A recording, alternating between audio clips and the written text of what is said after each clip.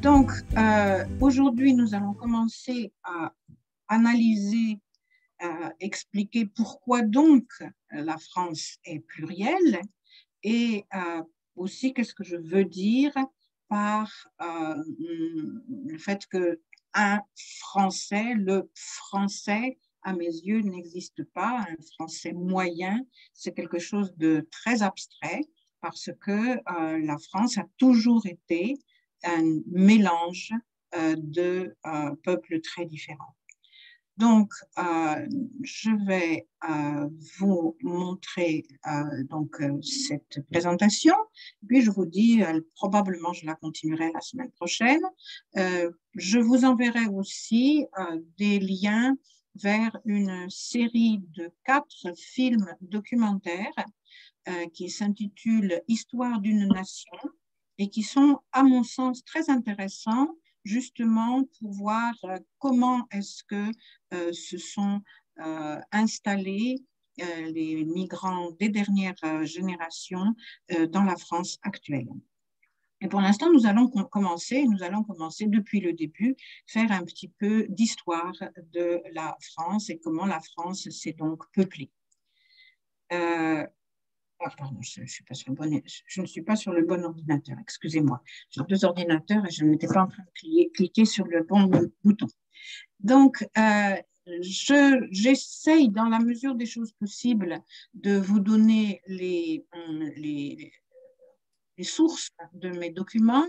Ici, j'ai un certain nombre d'illustrations qui viennent d'un journal qui s'intitule les collections de l'histoire et qui est justement sur le peuplement de la France, sur les migrations en France. Je n'ai pas cette version, je ne l'ai pas en version papier, je l'ai en version électronique et je pense que si ça peut vous intéresser, je peux là aussi partager ce document avec vous. Et j'aime beaucoup ce schéma parce qu'il nous montre l'augmentation de la population française, vous voyez en nombre déjà, puisque c'est le nombre de millions que l'on voit de la population française, mais également les apports extérieurs qui sont arrivés à beaucoup de périodes dans la population française. Vous voyez ici la population d'origine migratoire pour la fin de notre siècle.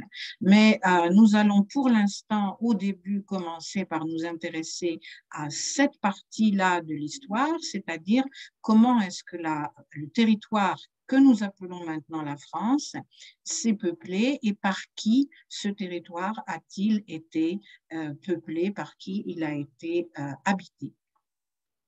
Donc, nous imaginons, quand je fais ce cours en présentiel avec des étudiants, je leur donne des petits modèles en plastique que les écoliers en France utilisent pour dessiner des cartes de France. J'en ai une bonne quantité, une bonne douzaine, je crois. Et chacun des participants au séminaire ou chacune des personnes qui assistent à ce cours peuvent dessiner dans leur cahier le contour de la France et s'imaginer donc à quoi ressemble ce pays et le pays dont nous allons parler aujourd'hui et comment est-ce que ce pays va être peuplé. Donc, les premiers habitants du territoire que nous appelons la France, qui évidemment, bien entendu, à l'époque des hommes préhistoriques n'avaient pas de nom. Ce sont des personnes très anciennes, puisque la France est un territoire de peuplement préhistorique. Il y a un très grand nombre de vestiges préhistoriques sur le territoire de la France. Vous voyez ici une magnifique reproduction de la grotte Chauvet qui a été découverte en 1994 et qui est quelque chose d'absolument magnifique pour toute l'humanité. Donc, on voit ici un très grand nombre de de grottes préhistoriques, vous voyez, du paléolithique supérieur, du néolithique avant l'âge de bronze. Vous voyez qu'il y en a vraiment beaucoup sur tout le territoire de la France. La grotte dont je vous parlais, elle s'appelle la grotte Chauvet, elle est ici, le lion que vous avez vu sur l'image précédente, mais il y a un très grand nombre d'autres grottes, l'une des plus célèbres étant la grotte de Lascaux qui se trouve ici, et pas loin de là, vous avez une falaise qui s'appelle Cro-Magnon, et c'est là que l'on a découvert les restes de l'homme de Cro-Magnon. Donc, dans une certaine mesure, toutes ces personnes qui ont créé le territoire de la France, qui ont habité les premiers hommes dont on a des traces, c'était les hommes préhistoriques. J'attire votre attention sur le fait que la côte n'était pas du tout la même qu'à l'époque que nous connaissons maintenant, puisqu'il y a eu une période où tout cela était un continent, vous le voyez, il y avait la Terre jusque-là, puis une autre période où cela était le continent, mais on pouvait passer à pied sec entre ce qui est maintenant la France et ce qui est maintenant l'Angleterre. Donc, ce n'était en fait qu'une sorte, c'était un grand fleuve dont était l'embouchure se trouvait ici.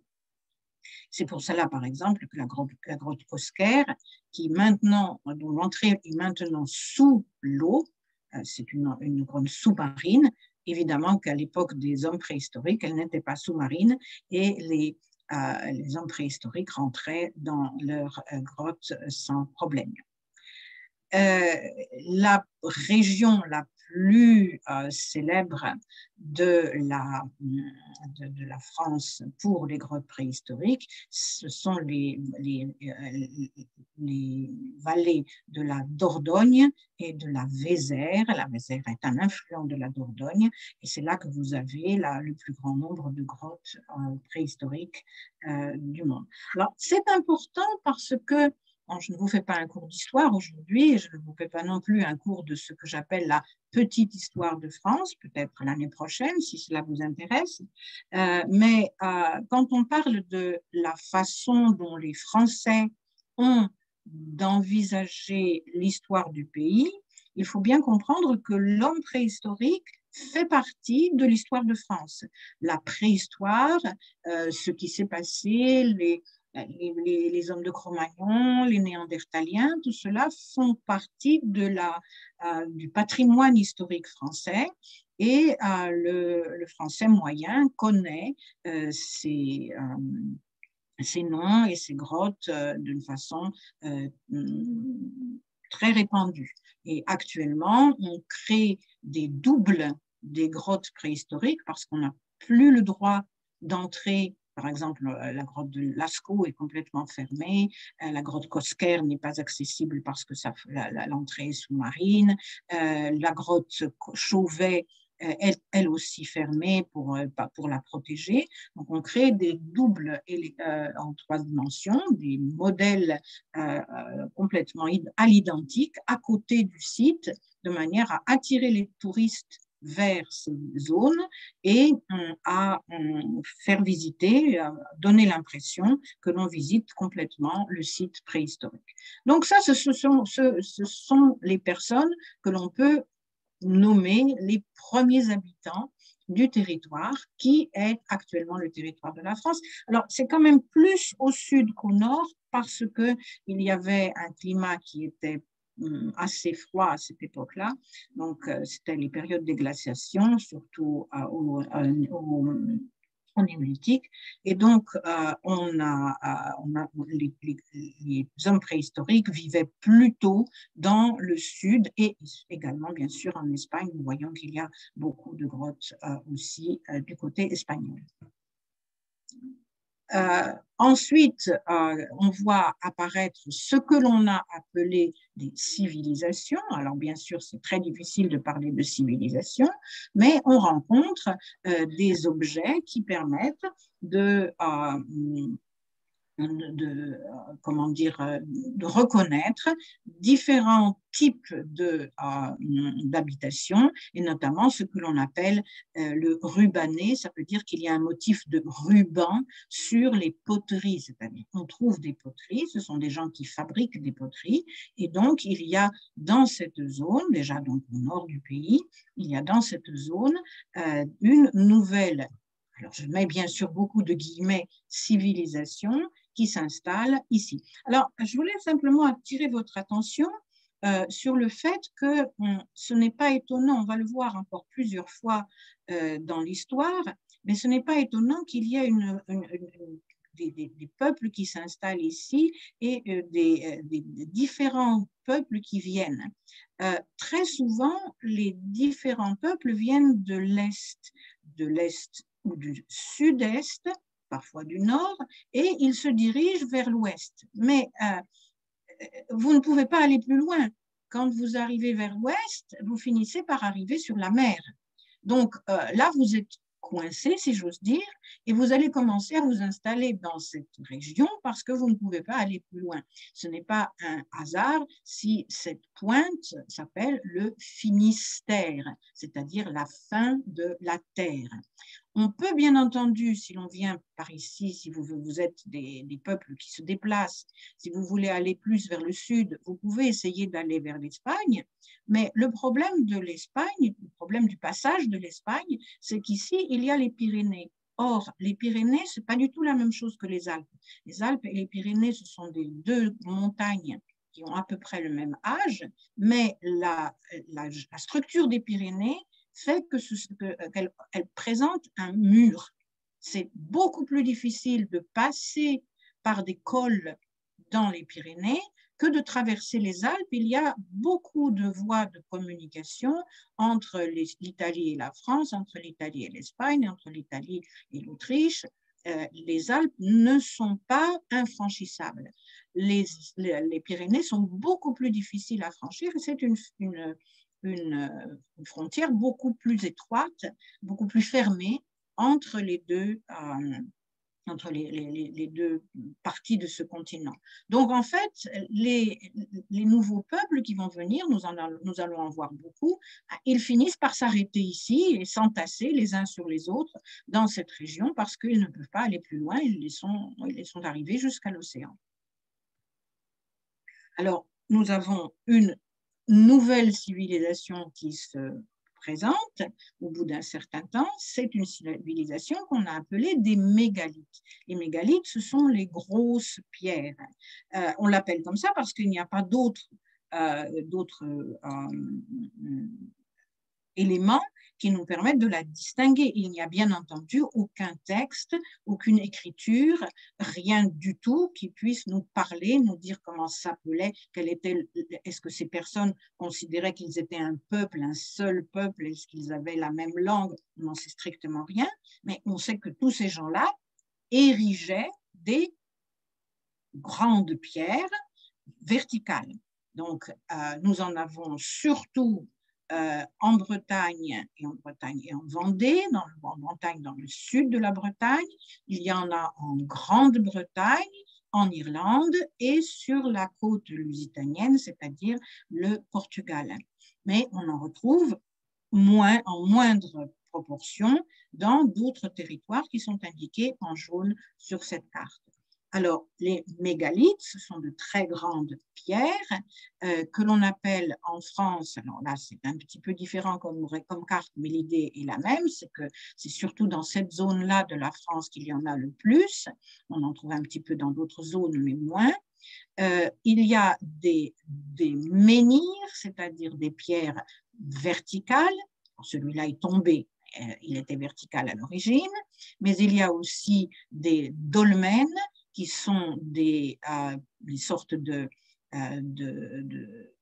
tables qui sont posées sur des piliers. C'est immense, hein, ce sont des très très grandes pierres et cela peut être enfoui sous la terre, ça s'appelle un cromlech. Et il y a des alignements, c'est-à-dire tout un système de pierres que l'on trouve répartis. On ne peut bien entendu pas dire pourquoi ni comment, puisqu'on n'a pas de source qui nous explique comment cela a été fait. Vous voyez ce que l'on appelle un cairn, ce que l'on appelle un menhir et ce que l'on appelle un dolmen. Et un dolmen est encore peut-être sous un tumulus, c'est-à-dire caché sous la terre. On en trouve un peu partout sur le territoire de la Bretagne, dans certaines autres zones. Alors, si vous avez l'habitude de l'image d'Obélix, vous avez l'impression que c'est un menhir que fabrique Obélix, c'est complètement faux. Les menhirs ont été érigés, fabriqués par des civilisations qui ont existé longtemps, longtemps, longtemps avant les Gaulois. Les Gaulois sont arrivés sur un territoire où il y avait déjà les menhirs déjà bien installés. Il faut bien se mettre ça dans la tête. Non, je ne dis pas que c'est important, mais on va essayer de se dire ça. Un des plus célèbres alignements au monde se trouve dans la ville de Carnac, c'est-à-dire, vous voyez ici dans la Bretagne sud, dans cette zone qui est au bord de la mer, et vous voyez que, vous voyez une vision aérienne, une vue aérienne, ils sont effectivement véritablement alignés, ils forment des lignes, et on en trouve 2934. Peut-être qu'il y en a qui manquent, mais 2934, c'est déjà beaucoup, ils sont grands, d'accord? Donc c'est un énorme travail. Bien sûr, comme je vous dis, on n'a pas la moindre idée de qu'est-ce que c'est, pourquoi, mais on trouve, ce ne sont pas des tombeaux, d'accord? Il n'y a pas de corps sous les menhirs, ça on en est certain, mais le reste, on ne sait pas pourquoi ils sont là. Et on trouve aussi, en moindre quantité, mais d'autres alignements un peu partout, et notamment en Corse, vous voyez, à Istantari, c'est en Corse, et c'est une photo qui a été faite non pas par un drone, mais par un cerf-volant, par un appareil photo sous cerf-volant. C'est une technique très intéressante. Alors, ça, c'était la civilisation, donc on avait à un certain moment. Et puis, dans une civilisation on avance un peu dans le temps. Nous sommes maintenant à une période donc entre moins 3000 et moins 2500 ans, et on trouve des peuples dont on a déjà quelques noms parce que certaines civilisations ont gardé le souvenir de ces peuples, et on peut les nommer, notamment, comme vous voyez ici, les Ligures, qui est un peuple qui a pendant un certain temps occupé le nord de l'Italie, le sud de la France. D'autres peuples sont représentés, les Pélasques par exemple, d'autres Pélasques par ici. Ce sont des noms qui sont donnés par les chercheurs, par les anciens Grecs, par les écrits qu'on peut retrouver. Mais ce sont bien sûr encore que des suppositions, et c'est plutôt des noms qui sont donnés par les archéologues que par des preuves historiques. Alors, par contre, le peuple dont on est certain qu'on connaît quelque chose et qui ont occupé le territoire qui est celui de la Gaule, ce sont les Celtes. Alors, les Celtes, ça par contre, c'est beaucoup plus précis. C'est un peuple dont on connaît l'origine géographique. C'est plus ou moins dans cette région, c'est-à-dire dans l'Allemagne du Sud, on pourrait dire, le nord de la Suisse et le sud de l'Allemagne, un petit peu la Bourgogne, si on peut dire, que l'on trouve la région d'origine des Celtes, qui se sont ensuite répandus d'une manière assez large dans l'Europe et qui ont, à une certaine période de leur existence, étendu très largement leur civilisation. Alors, les Celtes, on connaît leur nom parce qu'on sait comment eux-mêmes se donnaient ce nom, et puis ils sont nommés par les Grecs qui eux, les nommaient les Galates. Si vous avez quelques notions d'étymologie, vous savez que le celte en russe c'est Kelt, donc le son G, le son K, ce sont des sons qui sont voisins, L, T, L et T sont dans la même racine et la plupart du temps, quand on fait des études de racines étymologiques, on porte son attention sur les voyelles, pardon, sur les consonnes, donc G, le T ou K, le T, et pas sur la voyelle qui peut varier, ça peut être Gald, ça peut être Gelt, Kelt, etc. Donc, ce nom-là est un nom d'ethnonyme qui est connu et qui est donné par les Grecs à cette époque-là. Et c'est ce nom qui va donner le nom de Gaulois, les Galates. Ce sont les Gaulois qui vont occuper, donc, au VIe siècle avant notre ère, donc moins 700, moins 600 ans avant l'an 0, avant le début de notre ère, le territoire que nous connaissons sous le nom de Gaule pendant un grand nombre d'années. Donc, vous voyez que nous avons eu un certain nombre de personnes qui se sont installées, les hommes préhistoriques, telle civilisation, les personnes qui ont créé des mégalithes, et ils ont été à un certain moment envahis par les Celtes. Donc, les Celtes c'est un peuple qui est arrivé sur le territoire de la Gaule, ce n'est pas le peuple d'origine. D'accord?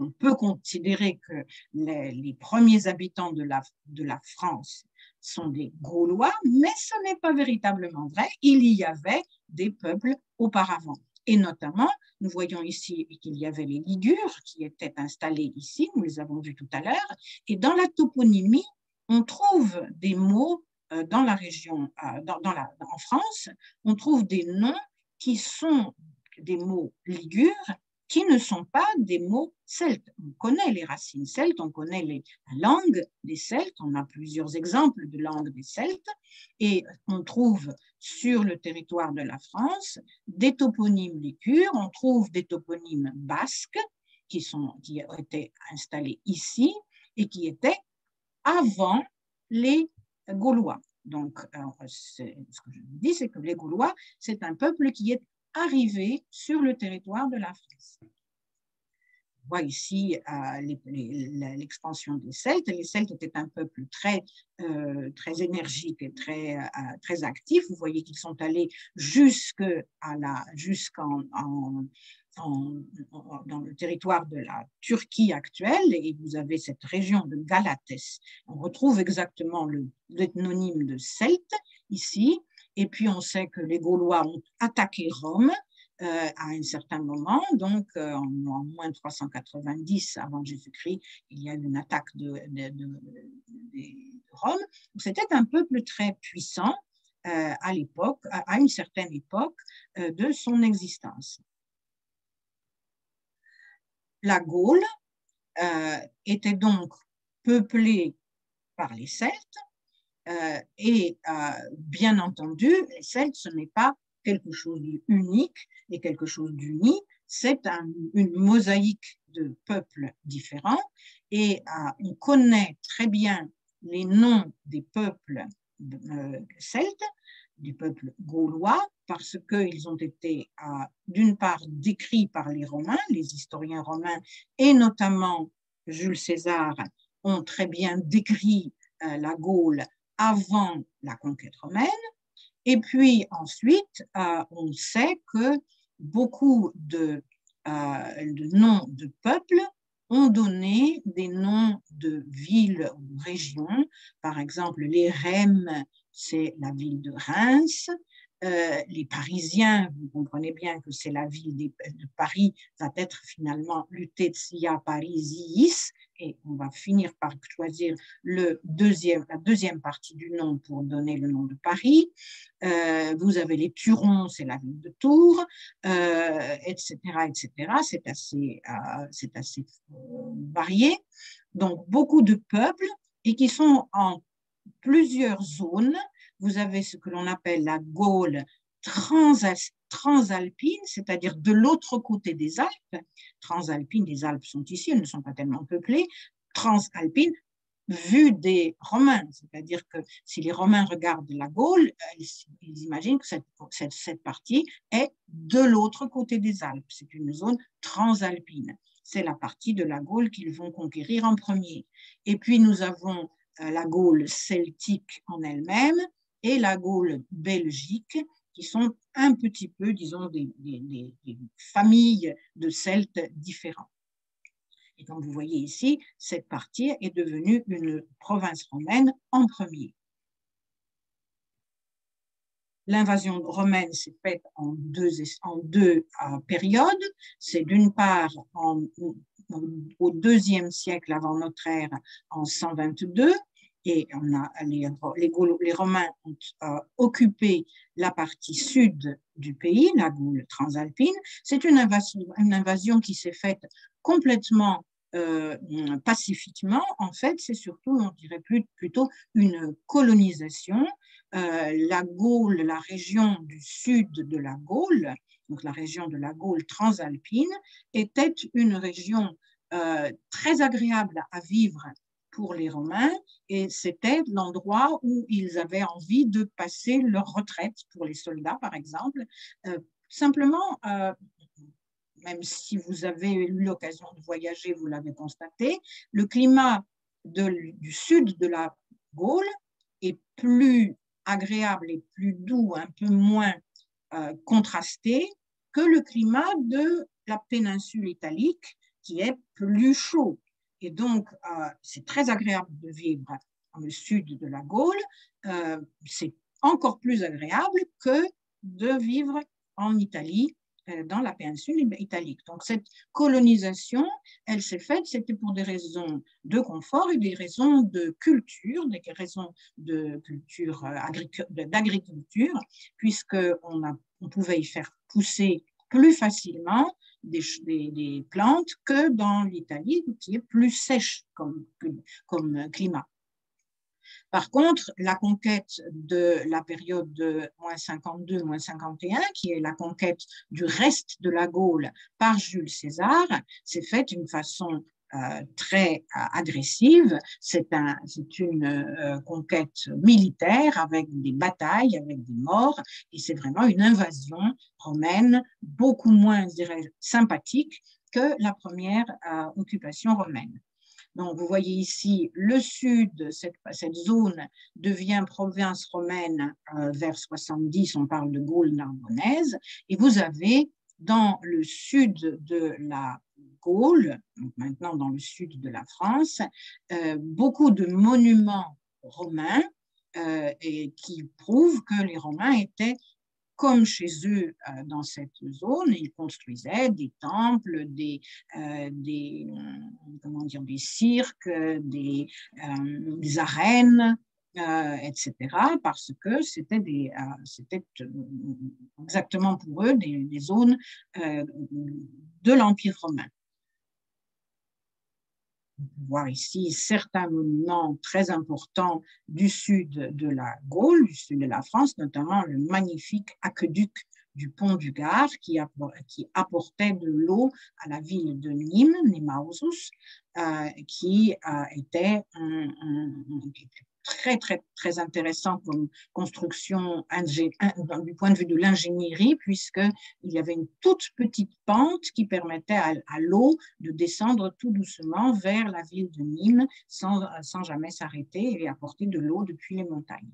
Donc ça, ce sont des photos de la ville de Nîmes. Alors ici, vous allez voir une espèce de petit, je dirais pas dessin animé, puisque en fait, c'est une succession de cartes qui nous montre en une façon visible comment est-ce que s'est effectuée la conquête de la Gaule par les Romains, et donc cette invasion romaine qui va jouer un énorme rôle dans la civilisation de ce pays.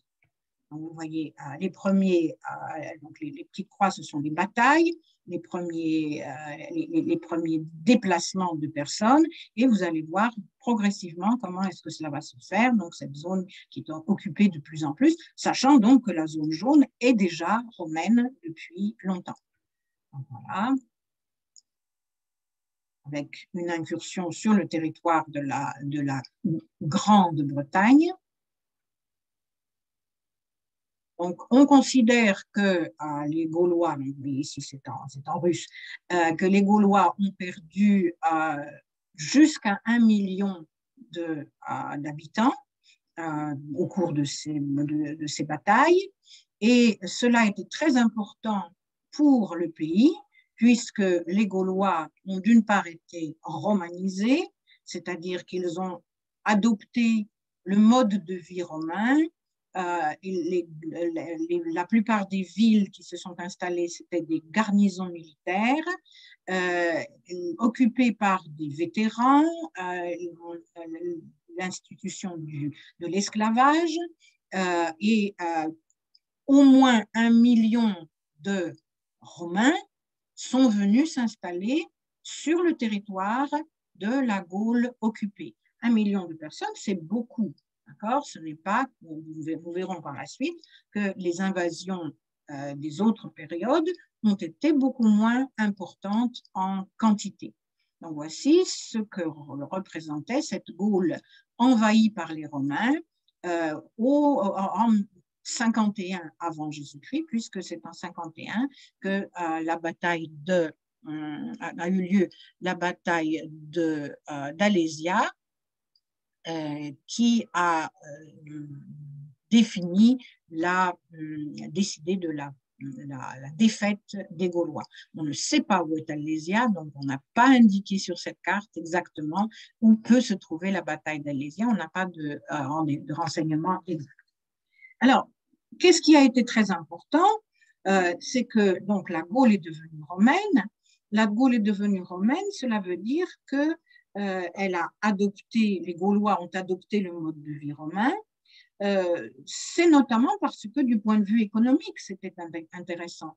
Les Gaulois se sont retrouvés comme des travailleurs engagés dans les fermes dont les Romains étaient les propriétaires.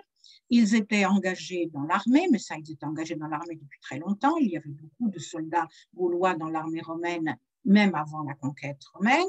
Les soldats gaulois étaient très célèbres. Et il y avait donc du commerce, il y avait de la construction, et on sait que les Romains étaient des grands constructeurs et surtout des constructeurs de routes. Et on trouve encore les traces des routes qui ont traversé l'Empire romain et qui ont structuré la Gaule du 1er siècle. Par exemple, si l'on regarde la route qui vient ici depuis Lutèce jusqu'à Rome, cette route qui va également jusqu'à Massilia, donc Marseille, c'est exactement le tracé de la route qui ensuite s'est appelée la Nationale 7, et maintenant vous avez une autoroute qui s'appelle l'autoroute numéro 6, la 6, qui correspond tout à fait au tracé de la voie romaine. Même plus, ce qui est très amusant, c'est que si un jour je vous raconte l'histoire de Paris, j'aime beaucoup raconter l'histoire de Paris, c'est aussi un cours que je pourrais vous faire l'année prochaine si ça vous intéresse. Quand on regarde l'histoire de Paris, Paris est construit, enfin Lutèce, en tant que ville romaine, est bâtie comme toutes les villes romaines, c'est-à-dire comme toutes les villes américaines sous un plan carré, comme Saint-Pétersbourg aussi, hein, les lignes qui vont parallèles l'une à l'autre, c'est pas très, très original, ça fait des routes, des rues perpendiculaires les unes aux autres. Toutes les villes romaines étaient construites comme ça, avec un Cardo Maximus et un Decumanus. Ce sont comme ça que s'appelaient les rues principales de la ville. Toutes les rues dans Paris, sauf une seule, qui existe encore dans Paris, je vous la montrerai, qui existe encore et qui était la route qui va vers Rome et qui existait là parce que c'était la voie principale des cours. Donc, pourquoi est-ce que je vous dis ça? Parce que cette invasion romaine a eu donc une énorme influence sur la Gaule, et on parle à partir de cette période, on va parler de gallo-romain, de civilisation gallo-romane, et vous savez très bien que le pays va adopter la langue latine. Il va parler latin, un latin qui va se transformer au contact du gaulois, mais c'est tout de même du latin. Et c'est quand même marquant de penser que donc 1 million de Romains qui se sont installés sur ce territoire ont donné, ont imposé, c'est parce que c'était les chefs, c'est eux qui avaient gagné, donc c'était eux qui imposaient leur langue, ils ont imposé leur langue au pays qui était là. Donc nous avons un mélange maintenant de Gaulois et de Romains. Ces Gaulois et ces Romains, ça fait quelque chose qu'on va appeler des Gallo-Romains et qui parlent, alors eux ils pensent qu'ils parlent le latin, en fait au bout d'un certain temps on va s'apercevoir que ce n'est plus du latin, mais pour l'instant eux ils pensent honnêtement qu'ils parlent le latin, un petit latin un petit peu abîmé, mais un latin quand même. Et puis, troisième période très importante du peuplement de ce territoire, sinon on pense que bon, les mégalithes, tout ça, on ne peut pas vraiment parler de peuplement, on n'a pas de renseignements. Le pays n'était pas vide quand sont arrivés les Celtes, d'accord, quand sont arrivés les Gaulois. Nous avons bien compris qu'il y avait déjà quelqu'un, mais on ne sait pas qui. Donc les Gaulois arrivent sur ce territoire au VIe siècle avant notre ère. Ensuite, nous avons les Romains qui s'installent sur ce territoire donc en IIe siècle, puis 1er siècle avant notre ère. Et la troisième composante du peuple qui va former le peuple français, ce sont ce que l'on a appelé en français les grandes invasions.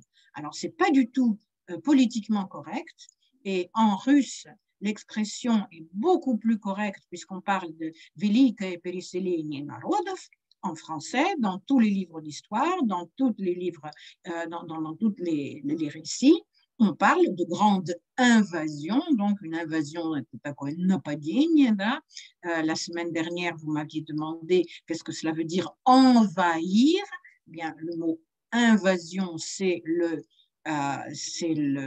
substantif qui va avec le verbe envahir, c'est-à-dire quand on attaque un pays et on s'installe à la place des habitants de ce pays. Donc, les grandes invasions ont eu lieu à une certaine période de l'histoire de l'Europe. C'est un phénomène historique, européen général. Et ce phénomène est un phénomène très intéressant puisqu'il vient de l'extrême est du continent eurasien, puisqu'il vient en réalité sous l'influence du déplacement du peuple des Huns Boumé. Alors, si vous savez jouer au billard, si vous savez jouer au billard, vous pouvez comprendre ce qui s'est passé. Vous avez le peuple qui s'appelle les Huns Boumé, qui se sont mis en mouvement. Ils viennent de plus loin, hein, ils viennent encore de plus loin vers l'est. C'est très, très, très loin à l'est qu'ils sont partis. Et ils arrivent comme ça un jour sur l'Europe, donc vers 375 de notre ère, et ils tombent, ils attaquent, ils arrivent sur tous les peuples qui étaient dans l'Europe centrale. Et ces peuples de l'Europe centrale, comme exactement ce qui se passe quand vous jouez au billard, vous avez la première boule qui arrive sur la première boule du triangle sur votre table de billard, toutes ces boules de billard vont partir dans tous les sens. Alors, il y en a qui vont se déplacer un petit peu, qui vont faire des petits déplacements, et vous avez des peuples qui vont faire des très grands déplacements. Par exemple, si vous regardez les Vandales, qui sont partis d'ici, ben les Vandales, ils vont faire ça, et ils vont arriver là, donc un siècle plus tard. Vous voyez, des peuples n'ont pas fait beaucoup de gros déplacements. Les Jutes, les Angles, les Saxons, les Francs ont fait des petits déplacements, mais les Goths, ils ont fait de très grands mouvements, puisque vous avez les Goths qui se sont séparés en Goths de l'Est, les Ostrogoths, et les Goths de l'Ouest, les Visigoths. Et les Visigoths, c'est pareil, ils ont fait des mouvements impossibles. vous avez les Goths et les Visigoths qui se sont déplacés comme ça, comme ça, comme ça, comme ça, comme ça pour arriver jusque vers Toulouse. Une partie est arrivée ici, on fait des tours et des tours dans l'Italie. Vous voyez que c'est très compliqué. Tous les peuples se sont complètement mélangés et sont arrivés dans un mouvement absolument affolé des différents peuples dans l'Europe. Donc, c'est ce qui s'est passé pendant 1,5 siècle, 2 siècles à peu près, en commençant donc au IVe siècle par l'arrivée des Huns et qui se terminait vers le milieu du 5e siècle pour le royaume des Francs, donc avec deux phénomènes importants. Les Huns eux-mêmes, bon, ils ont fait une petite incursion en Gaule et puis ils sont repartis. Ils ne se sont pas installés. Par contre, ceux qui se sont installés, ce sont les Francs. Et c'est par la suite que l'on va parler de royaume des Francs pour cette partie de l'Europe.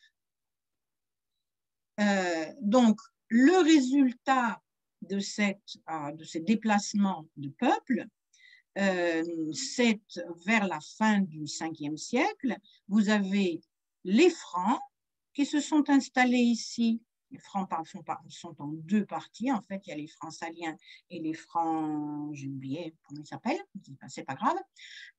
Là, vous avez ce qu'on appelle le domaine de Syagrius, qui est le reste de l'Empire romain, c'est tout ce qui reste de l'Empire romain. En fait, il s'agit donc des Gallo-romains. Vous avez les Alamans, qui sont un peuple germanique, qui sont venus s'installer ici, les Burgondes, qui sont un autre peuple germanique, qui sont venus s'installer ici. Vous avez les Visigoths, dont je vous ai montré les immenses déplacements, qui se sont installés tous sur cette zone. Donc, on voit que le territoire qui était le territoire de la Gaule gallo-romaine est maintenant divisé en différents royaumes. Mais ce qu'il faut bien savoir, c'est que les migrants en eux-mêmes, donc la quantité de personnes déplacées à cette époque-là, n'est pas très grande. C'est donc, on estime à 300-400 migrants qui sont venus sur un siècle s'installer sur ces territoires. C'est une petite portion de la population. Et si l'on veut, si on veut parler d'influence dans la civilisation de l'époque, on peut voir cela très bien sur la France. Nous avions donc les Gaulois qui ont été envahis par les Romains. Et sur ces deux couches sont venus s'installer les Francs. Et qu'est-ce qu'ont donné les Francs? Les Francs ont donné des noms. Et par exemple, ils ont donné le nom du royaume. On va parler du royaume des Francs, on va parler de la France dans un certain temps. Ils vont donner le nom donc à la langue. Nous parlons le français. C'est la langue qui s'appelle le français. Mais ce n'est pas une langue germanique. Les Francs sont des Germains. Ce n'est pas une langue germanique. C'est la langue des Gallo-romains, c'est-à-dire le latin parlé par les Gaulois. Donc, nous avons ce gros mélange entre un peuple, donc la grande partie de la population était d'origine gauloise, mélangée avec des Romains et avec un petit vernis franc par-dessus. Franc, Alamans, Burgondes, Visigoths, et ici nous avons les Bretons qui sont venus s'installer, les Bretons sont venus de la Grande-Bretagne. Ici, c'était donc encore un autre peuple. Donc, une influence, mais une influence probablement beaucoup moins importante que l'influence des Romains sur le peuplement général. Alors, on va aller un petit peu plus vite parce que maintenant, il se passe beaucoup moins de choses dans le peuplement de la France. Qu'est-ce que nous avons encore comme apport extérieur? Au 8e siècle, une certaine zone de la France que l'on va appeler la Narbonnaise sarrasine va être occupée par un certain nombre d'Arabes, de Sarrasins. Pourquoi? Parce que vous savez que le 8e siècle, c'est la période du développement de l'islam et de la conquête de l'islam, de tout le bassin méditerranéen par l'islam, et une petite zone va être occupée de façon assez tranquille par un certain nombre d'Arabes dans le 8e siècle de notre ère. Il y a eu aussi une excursion militaire qui s'est arrêtée à Poitiers, à la bataille de Poitiers. Les Sarrasins ont été arrêtés, ils sont repartis dans l'autre sens. Excusez-moi.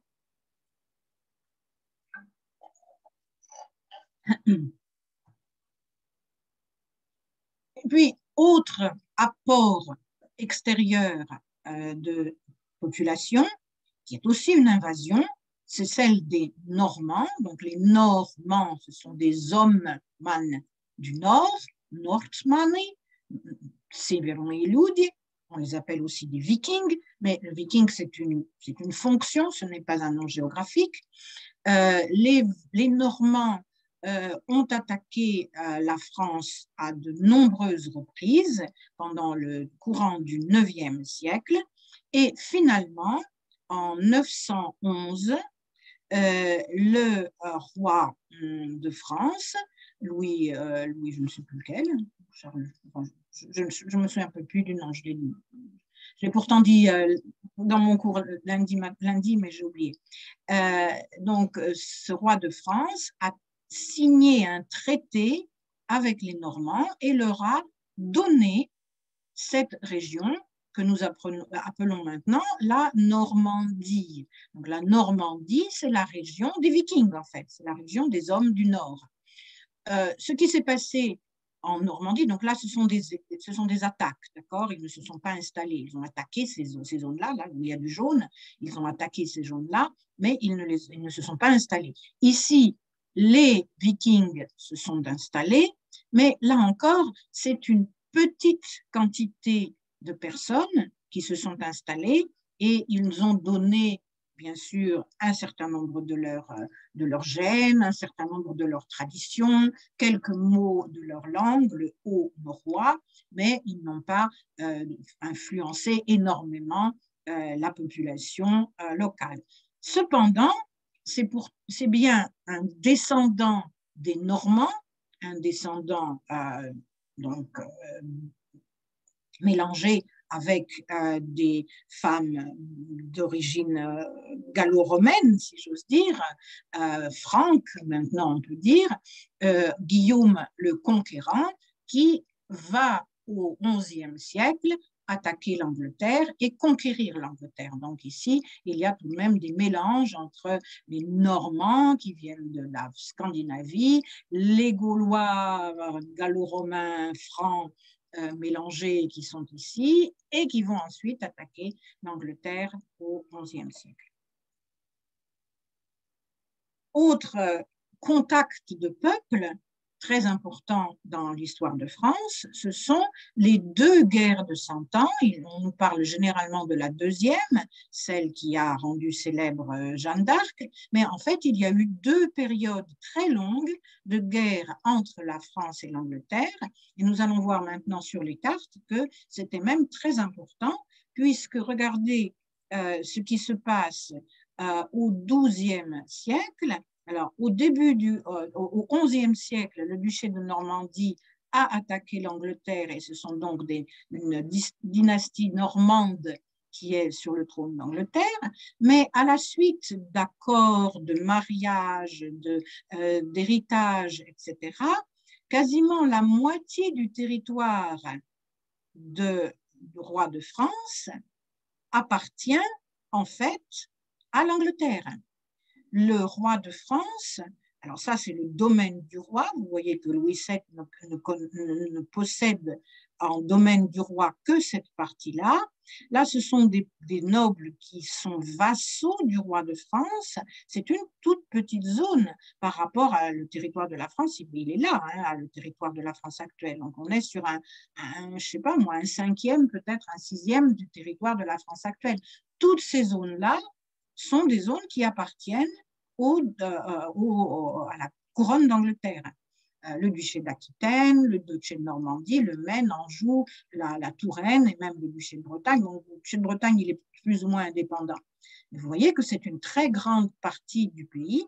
Elle n'a pas été occupée, elle est possédée pour des raisons dynastiques par l'Angleterre. Et ce n'est qu'après la bataille de Bouvines, qui se passe ici dans le nord de la France, que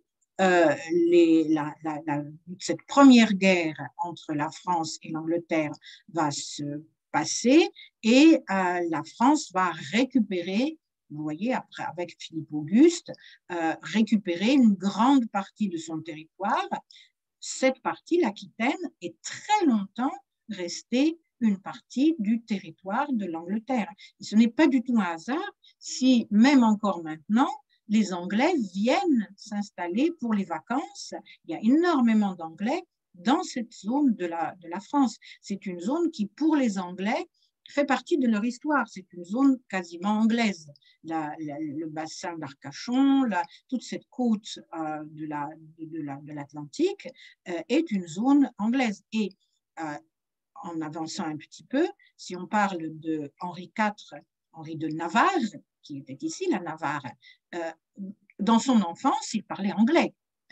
L'anglais était la langue qui était pratiquée dans cette région du pays. Donc, la deuxième guerre de 100 ans, cette guerre dont on parle d'habitude, on ne va pas s'arrêter dessus, mais on voit encore que c'est une guerre contre l'Angleterre. Les Anglais attaquent la France et occupent la France. Vous voyez que dans la période entre 1415-1436, toute cette période, toute cette zone, elle est anglaise. Celle-là est anglaise a priori, mais celle-là est aussi anglaise, occupée par les Anglais. Donc ça, ce sont les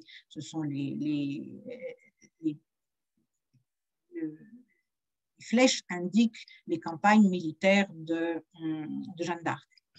Et ce n'est qu'à la fin de la guerre de 100 ans que la France prend plus ou moins un aspect qui ressemble, pas encore tellement, mais qui va ressembler au territoire que nous connaissons. Donc, cette période-là n'est strictement pas française, c'est la Bourgogne, c'est la Flandre, c'est la Savoie, c'est la région nissarde.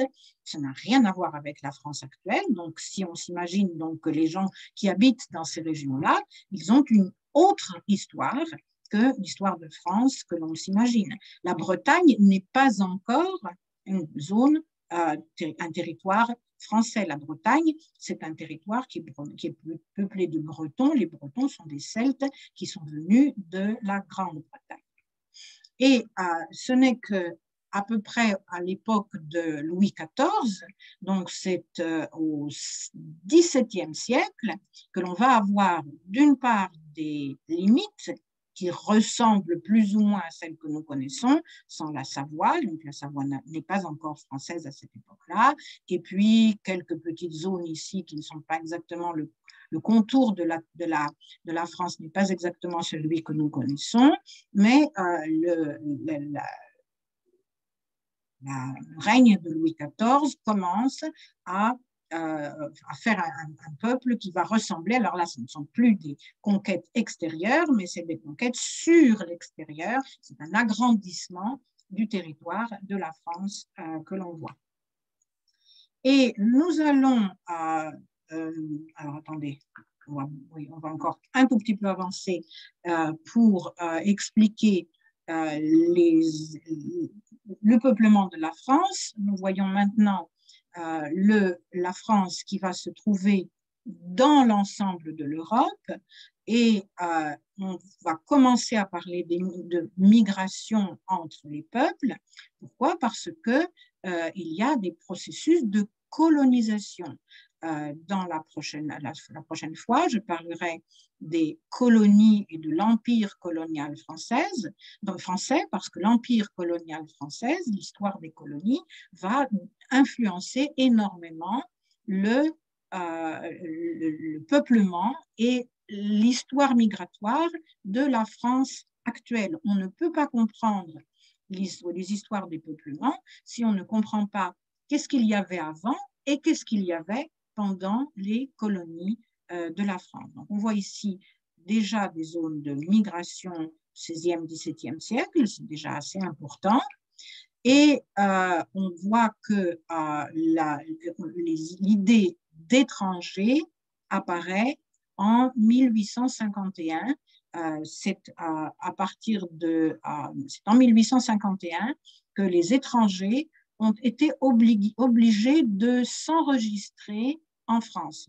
Il faut bien comprendre que pour comprendre qu'est-ce que c'est qu'un citoyen du pays et un étranger, c'est un processus, c'est une notion qui n'apparaît pas tout de suite. Donc, on le voit seulement au 19e siècle, la notion d'étranger et d'enregistrement de cet étranger.